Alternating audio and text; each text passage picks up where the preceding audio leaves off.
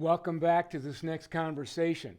While it's all about setting goals to explode your pay, this particular conversation's the first of a couple of them. I'm going to call it Becoming Money Smart. I think Money Smart is the big why would I want to be about setting goals around my money life.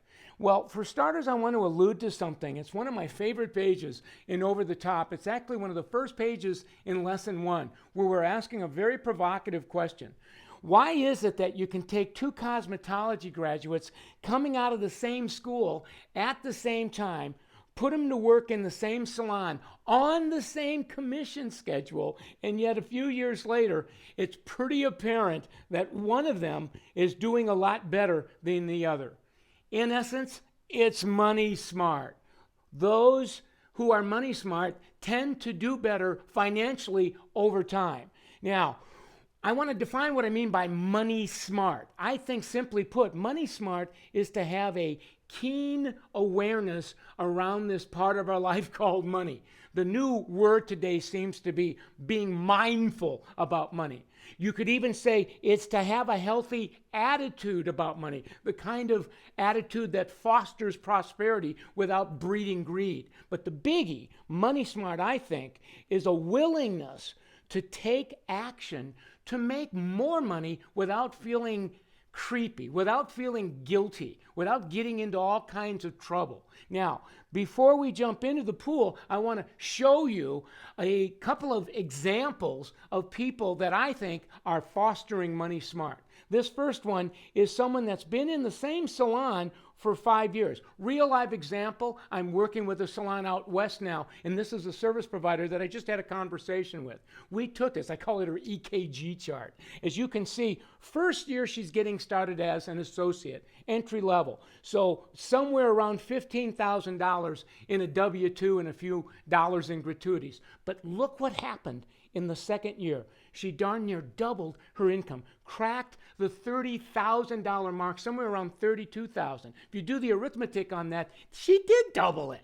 But she continued to foster this keen awareness, money mindfulness, and all that goes with it. Look what happened to her third year. She cracks $40,000. There are many stylists that'll go through a 30-year career and never know what it means to have a $40,000 plus W-2. But she continues to foster that keen awareness, the mindfulness around money, and she takes it up again in her fourth year to over $50,000. Look at those jumps. They're $10,000 improvements. That's profound. And then the fifth and final year, she continues her assault to crack 60. Why did I show you this, my friend? Because I think that people that are money smart have a higher chance of doing this than those that just kind of mindlessly show up every day. Now, it's not all peachy rosy. You're going to have some off years, whether you're money smart or not.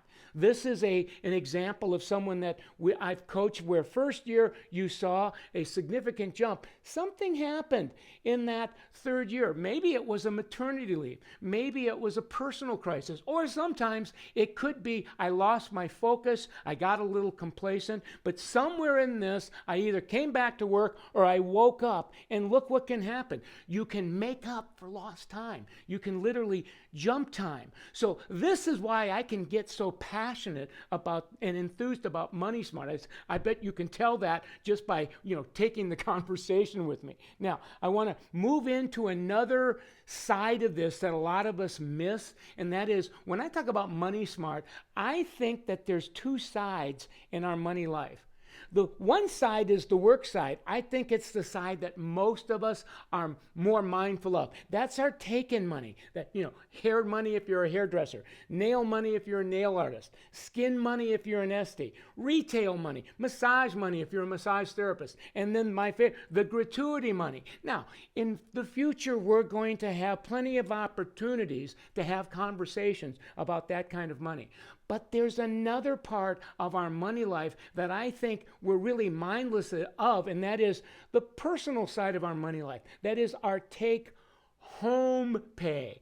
In the salons, take in. In our personal life, it's take home. Now, yes, we need to increase take in order to improve take home, but I want to get as mindful about take home money as take in. And here's why. Take home money, I think, is most relevant. That's the money I use to make the house payment. We use to buy food, make car payments, childcare. It's our life money. So when we get into setting the first set of goals, we're going to go there first and foremost.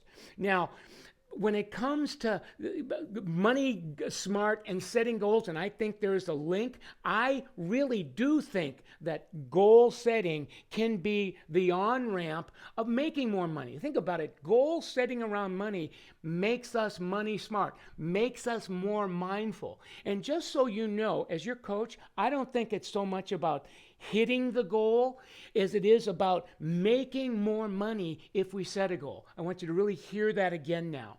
Some of us are afraid that if I don't hit the goal, I'm going to feel like a loser, a failure. There's that fear of failure thing again.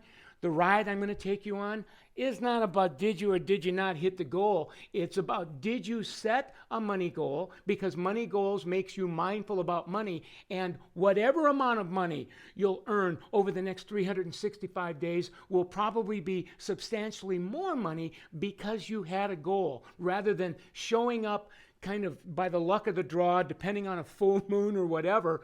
You showed up with much greater consciousness, much greater intentionality. So bottom line is, those who set money goals tend to make more money than those that just show up.